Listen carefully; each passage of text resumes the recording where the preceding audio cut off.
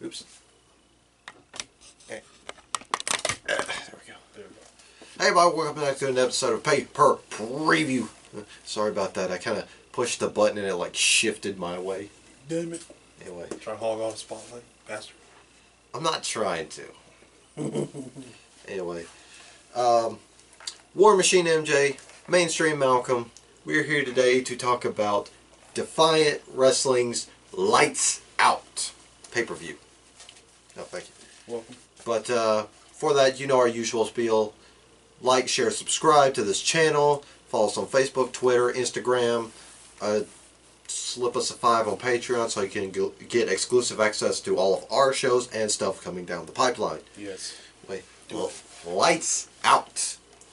The biggest multi-man, I would say clusterfuck, but this would actually be pretty good. But anyway, the biggest multi-person card I've ever seen. Yeah. This is for Defiant's Lights Out pay-per-view. Because there are 3 triple threat matches and 1 Magnificent 7 match, which we'll get to later. Anyway, but let's go ahead and start with Martin Kirby versus No Fun Done. No Fun Done, aka Austin Aries' only friend. Right now. Well, as far as IPW is concerned. Yeah. Yeah. The IPW invasion didn't pan out, especially after Chain Reaction. Yeah, of course.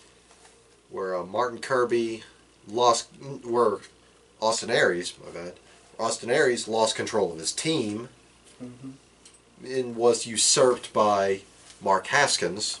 Yeah. After Aries tapped out to his own move by one Martin Kirby. Yeah. Now, a couple weeks ago on Loaded, Martin Kirby made Austin Aries tap out, well, tried to make him tap out in their championship bout. When No Fun Done screwed over Martin Kirby. You know, he rang the bell. Thought he won. Kirby thought, oh, Aries tapped, I win.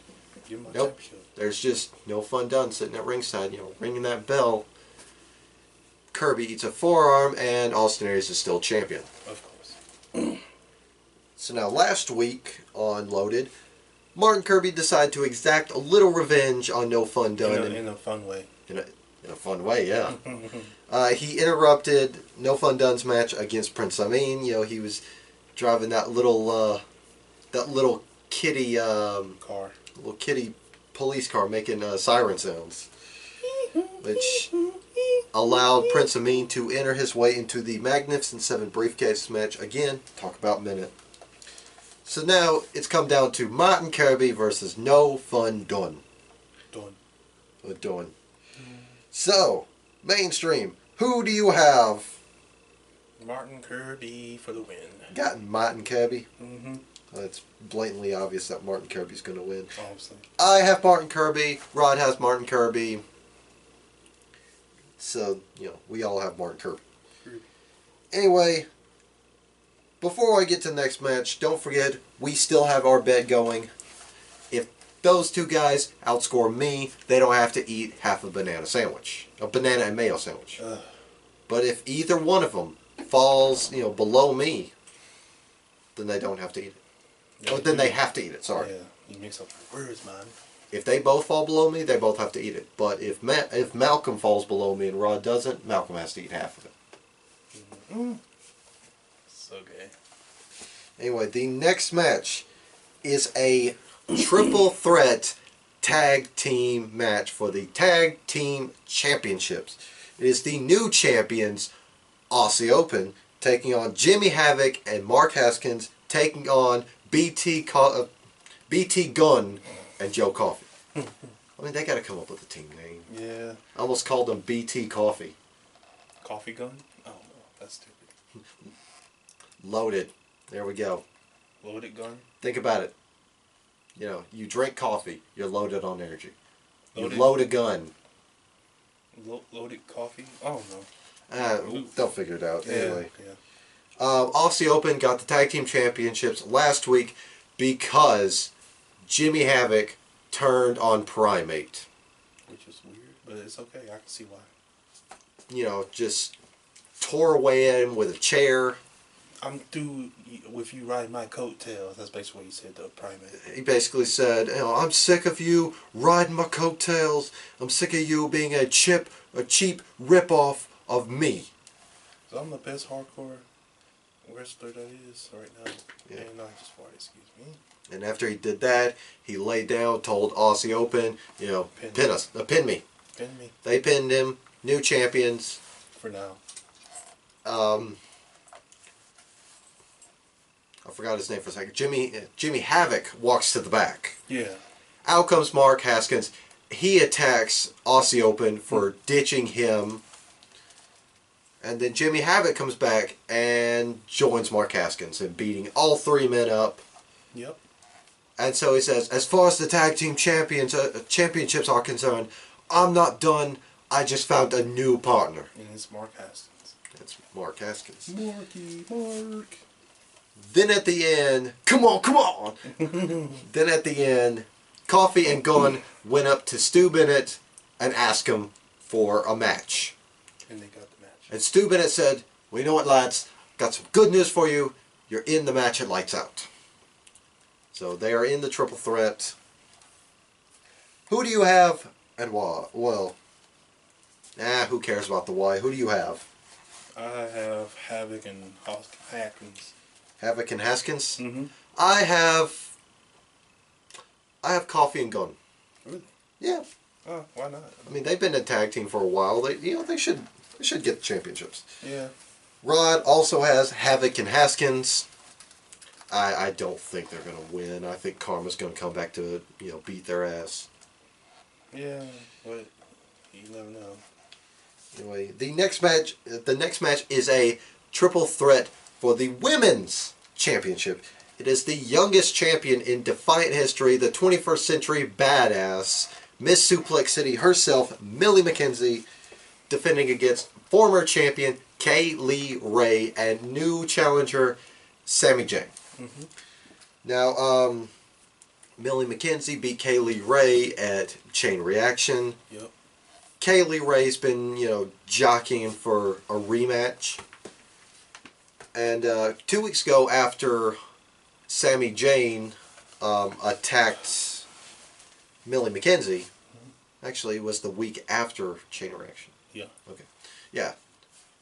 She attacked her, and then a couple of weeks ago, Stu Bennett made a number one contendership match between Kay Lee Ray and Sami Zayn, which was interrupted by Millie McKenzie, who just laid both women out.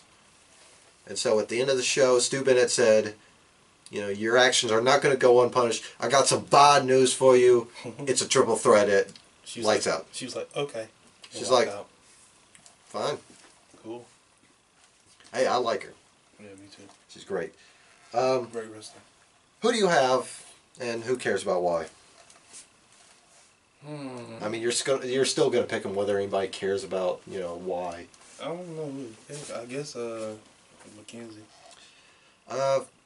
Yeah, we're all gonna go with McKenzie. Millie McKenzie's fantastic, especially those suplexes. Oof, they get dirty. Dirty. Anyway, the next match is, surprise, surprise, another triple threat. But this time is for the Internet Championship. It will be the new Internet Champion, Travis Banks, the Kiwi Buzzsaw, taking on the Bernie Sanders of professional wrestling, the Product, I can't run through all these names, David Starr, and the Ringmaster. The Ringmaster, Walter. The big, bad German. No, we're not talking about that Luke Gallows looking motherfucker, Bad Bones. No, we're talking about Walter. We're talking about Walter, who's made his name in, I think, PWG. I know he was part of WXW. Yeah. And a couple of other promotions, I forget. I know Steven Larson, have heard about him. Heard he's got some devastating chops. He's a big, nasty sumbitch. Yeah, we know. But Travis Banks became the new champion. The loaded after Chain Reaction when the Internet title was vacated by Zack Sabre Jr. There was a fatal four-way between Travis Banks, Speedball Mike Bailey, David Starr, and Chris Brooks. You know, to decide the new internet champion. Travis Banks beat David Starr for the championship, and you know, he tried to show a little respect towards David Starr. Starr laid him out. Yeah, he was upset. He was upset because it was his birthday and he lost. Anyway, Travis Banks walked up to him and it's just like, you know, what the hell? What was that all about? I wanted to win. He's just like, I wanted to win. I wanted that belt, you know, all this, that, and the other. He's like, if you had said so, I would have, you know, had a match with you. He's like, no, I don't want just a match. I wanted to defeat Walter. Apparently, you know, they've had a couple of matches against each other. Really? Yeah. Well, I mean, it's in his video package that they show unloaded. Oh, right, yeah. Yeah. But, yeah, so Travis Banks talked to Stu Bennett and is a triple threat. You know, it's already understood that, you know, the new champion was going to defend against Walter. Yeah. So, this is going to get ugly and quick. Who do you have and why? Walter. You have Walter? Mm-hmm. Comes in and just wrecks shit. I would say Walter, but you guys have Walter, so I'm actually going to say the Kiwi Bus saw Travis Banks. Oh, okay. I say that this internet title is going to be a staple in the feud of David Starr and Travis Banks. Yeah. Walter's not going to lose, though. I feel like he's going to be the odd man out when it comes down to the pinfall. Yeah. Now, the next match is for the Magnificent 7 briefcase. A quick synopsis of this match. Think Money in the Bank. It's basically like that. It's Money in the Bank, except for it's not story-driven cash-ins. We've only had one successful cash-in, and that was at the pay-per-view before We Are Defiant. The last WCPW pay-per-view. Because on that night, the villain, Marty Scurll, won the briefcase from the prestigious El Ligero. Yeah. And then he cashed it in on a truly classic match between Joe Hendry and Will Ospreay. Hell yeah. And he became the last WCPW champion and the first Defiant champion before Austin Aries stole the belt. Of course. Anyway. But the people in this match are as follows. Rampage, Primate, Joe Hendry and El Ligero, Prince Amin and Gabriel Kidd, and the wild card, Stu Bennett. No. I wish. I wish too. Well, fine. Adam Cleary. No, I mean, you can't do that. You can't. Skip Sheffield. Oh, no. God, no. Yeah, you're right. He's a misogynistic fuck who just needs to go away forever. And just stop. Just stop. We're talking about Ryback here. Yeah, that's his real name, by the way. No, that's not his real name. No, really? That was his first WWE name. Oh my god. That was, yeah, Like, when it was when he was part of the Nexus. Yeah. He was Skip Sheffield. That was a stupid name. He was the Silverback. Oh, dear God. Anyway. But no, the wild card. The almighty Christopher Daniels. Mm-hmm. One of the best wrestlers in the world. Best. Well, the best. He finally got his comeuppance last year when he won his first major title. All time. With, I want to say, 15 plus years in the biz.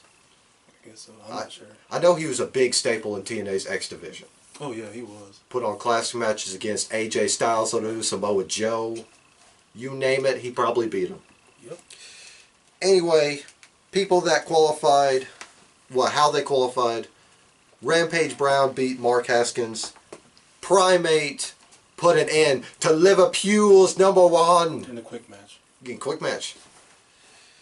Christopher Daniels, of course, was the wild card. You know, he was just... Given a chance. Yeah, he was given a chance. Joe Hendry and El Ligero wound up beating BT Gunn and Joe Coffey to get in. Mm-hmm. Prince Amin beat No Fun Done, thanks to Martin Kirby. Of course. And Gabriel Kidd. Survived. Barely. He survived... Aaron Simmons and... he survived Jurgen Simmons, and yet again, Liverpool's #1. Anyway, The world's #1. Soon to be known as the world's #1. No, it's like it's recognized as the world. Oh, soon to be recognized. Okay. Yeah. Soon to be recognized as the world's #1. I am Liverpool's #1. Mark. Damn it. Zach Gibson.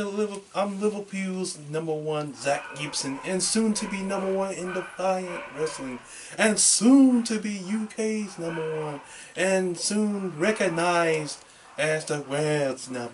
#1. Anyway, Anyway, he gets out of the ass. he's a good wrestler. He's a good talker. He's good heel. He's really good. I'd say he's underrated. But Yeah. let's see. This is a Magnificent 7 briefcase match. It's basically like the Money in the Bank match. It's a ladder match. You got to pull down the briefcase. Put it down. Except for the briefcase can be on the line in one-on-one matches. Anybody can have it if you can beat the guy. See, Martin Kirby versus El Ligero, or El Ligero versus Marty Skrull. Anyway, who do you have? Fuck. Shit. I guess, Primate? No, not Primate, Rampage. You get those two confused, don't you? Yeah. Okay.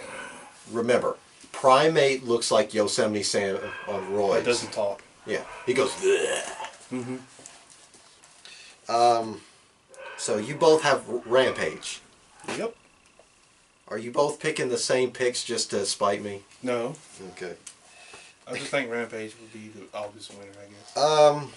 You know, it could be anyway. So. I feel like, and this one is going to be a long shot for me. Oh God. Given that Austin Aries is the champion, Christopher Daniels, you say? I'm going to say Gabriel Kidd. Woo! Okay. It's not the least likeliest pick. But it can happen. As far as power rankings go, Prince Amin is at the bottom. Gabriel Kidd is a step above him. Of course. Because, I mean, Rampage, Primate, they're big motherfuckers. Primate has still got unfinished business with Jimmy Havoc. Unfinished business. Christopher Daniels, He's just gonna be there.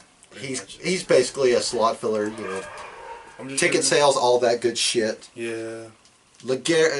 Hendry and Ligero, they're not going to win. Of course not. They got unfinished business too, I guess. But Gabriel Kidd, I feel like he's going to win it. That is our picks for Defiant. Lights out. Lights out. Now, that being said, I am War Machine MJ. He's Mainstream Malcolm. Want to go for a little shake and bake? No.